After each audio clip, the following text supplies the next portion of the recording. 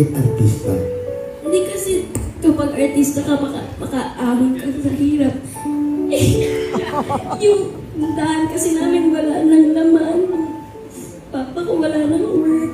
So parang yun na lang yung sagot din ko para matulungan ko din sila. Tapos ano ko din yung pangarap ko na maging artista. Parang mahal na mahal kita at thank you kasi ikaw yung nanay ko, hindi lang nanay, naging papa ko pa. I love you.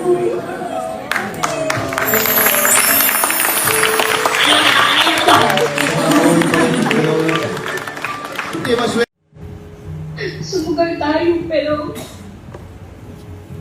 ayun, nagtagumpay tayo, babe. Kahit alam natin na wala kasi siguraduhan kung pwede mangyari sa inyong dalawa.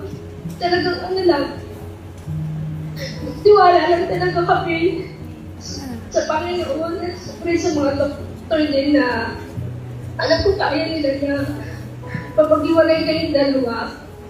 And ngayon na, ayun, successful na yung operation nyo, na hiwalay na kayong dalawa. Grabe yan sa'yo ni Mama. Natupad na natin yung pangarap mo yung laging sinasabi sa akin na sana balang araw maging normal din kayo na magawa ninyo yung mga gusto nyo. Eto na kami ba? Nandito na tayo. Namimiss na yun. Lalaban tayo sa mundo. Galing na kayo. Sana makarecover ka kaagad. Sana bumalik ka kaagad para magkasama na kayong dalawa ni Boris. Para makapaglaro na ulit kayo, makapag-tiktok na ulit kayo. Gusto kong makita yung kung gaano kayo masaya. Dati.